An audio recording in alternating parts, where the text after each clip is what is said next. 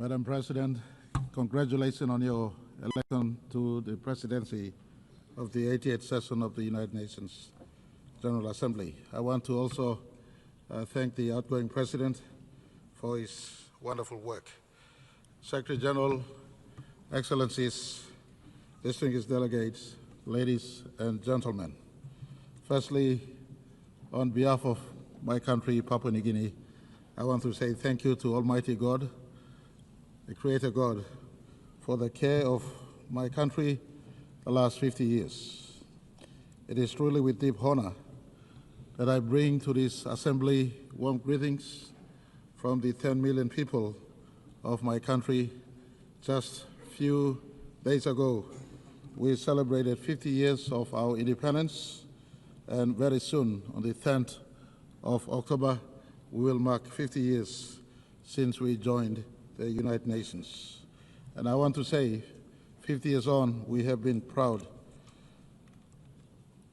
participants in the United Nations family, and we have stood to the principles of the United Nations Charter. Deep in the core of my nation's continued success, we have maintained our nation under our Constitution. At independence, the founding fathers and mothers of Papua New Guinea gave us a single constitution, something that we value to the core. Our constitution has kept our diversity together. It protects total human rights, affirms our Christian heritage, it guides the way we live and govern. Despite being Christian, for instance, we protect the freedom of religion of every sort in our country. It safeguards our culture, and it protects our environment. Papua New Guinea is home to extraordinary diversity. Since time past, over 1,000 tribes have lived. Over 850 languages thrive in the 600 islands that we call Papua New Guinea today. It is this one constitution that binds my country into a symphony of one nation, one people, one country. And I want to say thank you very much to the fathers of my country and to the mothers of my country who have given this wonderful constitution that protects the democracy we have today. I want to also acknowledge the work of our churches, who alongside state has delivered education, health, and community services that has contributed to holding my country together. For this, we are forever grateful. I want to say deep in the heart of this Constitution, it preserves human rights and human dignity. And we coexist amongst ourselves. If you look into PNG today, we got mosque for our Muslim brothers and sisters. We have Hindus who practice their Hindu faith. We have many religions in our country.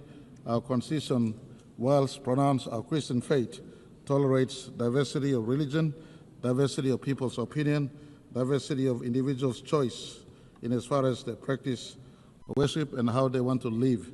In a world of so much divergence, Papua New Guinea has one or two lessons to teach the world. One of them is living amidst diversity, coexisting and living in unity. Our second lesson we possibly want to speak to the world is a lesson of peace. Papua New Guinea, like many parts of the world, also has known conflicts for a decade. In fact, 14 years after independence in 1975, Bougainville Island in our country suffered extreme violence. But through dialogue under the oversight of United Nations, we've achieved the 2001 Bougainville Peace Agreement. And since then, I am happy to say not a bullet has been fired since the peace agreement was signed. We continue to resolve questions around Bougainville's future through dialogue, our Melanesian conscience, our Christian brotherhood sitting together on the table, and through our consensual process. And I want to say Bougainville reminds us that peace can be achieved. In a world today where we struggle to find peace, I want to say peace can be found on the table of peace. I remind all who are in conflict, different conflicting parties, needless to name, peace can be found why don't you give peace a go? Sit on the table of peace. This morning I was pleased to hear Israel Prime Minister saying for the first time, or in fact he's been saying when re-emphasized again this morning, that Hamas, if you let go those who you capture, they could stop the war right now and then. That's a construct of peace. And I want to say, why don't we give peace a go? Hamas, for Israel conflict with you, you have the opportunity to give your people a moment of peace. This morning, Israel Prime Minister uttered that if you let go the hostages, including those that have been killed, they could stop the war now, right now. And for Papua New Guinea as a friend of Israel, I want to say we will stand on Israel's word and ask them to come to the peace table if Hamas, you come out and stop the current war that is going on. Give peace a go. To the other conflicts happening around the world, peace can be sought, peace can be arrived at. And I want to ask, give peace a go, sit at a table of peace. That could be something that the world can learn from Papua New Guinea. After 10 years of civil conflict, we decided under UN supervision that we will give peace a go. 24 years on, no bullet has been fired. We're working through the process. And I want to thank the Secretary General. We were honored. Very recently, he did visit us. He visited us, spent 3 nights and 4 days in Papua New Guinea. He praised our leadership on climate change, on biodiversity, preservation of natural environment, and of course, our diversity of people living together as one people, one nation, one country, despite the 1,000 tribes and 840 or 50 languages we have. And he also praised us for the maintenance of peace in PNG through the Bougainville Peace model. And he also, the same breath, reminded us that much work remains in PNG, including fighting corruption, including giving development to all parts of my country. And I want to assure him at this August hall that we are working.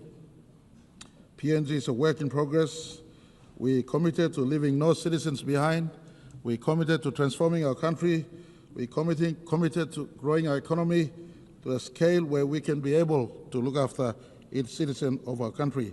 And I want to say to the Secretary General, Papua New Guinea commits to the goal of leaving no person or no child behind, and we give that assurance in the 80th anniversary of the United Nations.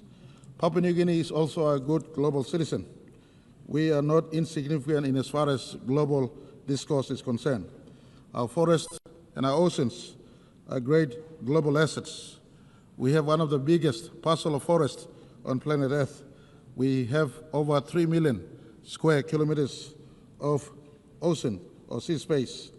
Our tropical forest absorbs carbon as well as produce oxygen, as I've been saying in this August hall many times. Our vast waters, part of the great Pacific waters, are big carbon sink. Our rivers, our reefs, our ecosystems shelter unique biodiversity. In fact, we hold 6 to 7% of world's biodiversity. Why do I bring this up? I bring this up simply to point all of us that our planet is boiling. Our planet is in destruction mode. We must work to save our planet. Unless you have a second planet to run off to, science tells us in the observable universe, you look 93 billion light years into the observable universe, there is no other planet that is livable like planet Earth.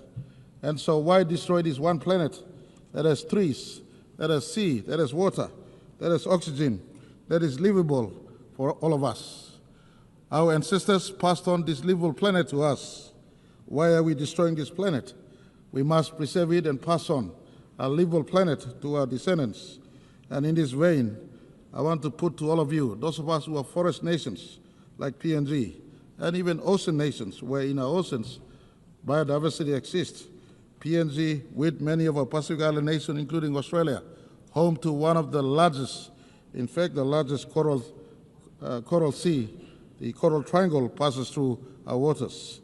We, custodians of these global resources, ask the big carbon footprint holders, especially the G20s and the industrial nations, cut your emissions. Reform the global financial system to support those of us who hold biodiversity and are biodiversity nations, and take responsibility for your carbon footprint. Unless, and again, you have a second planet to run off to. Doesn't matter what Elon Musk does. You can look to the outer space. In your lifetime, it is not feasible to fly to the nearest planet. And so let's save this one planet we have. As we face COP30 in Brazil, Papua New Guinea offers support to forest nations and ocean nations to talk about sustainable development and just due in as far as us maintaining our forest is concerned. Our carbon footprint is minimal. PNG, for instance, produces 10 million metric tons of carbon a year, yet we subsume over 100 million metric tons of carbon. Someone producing those excess carbon out there must assist me preserving my forest or our forests for the upkeep of our planet. This is a conversation very close to all of us, and I want to put to all of us in this session. This planet is destroyed. Doesn't matter what you say. Don't live in ignorance. Ask your own scientists. Scientists and scientific finding tells us our planet is warming. In fact, it is boiling as we speak.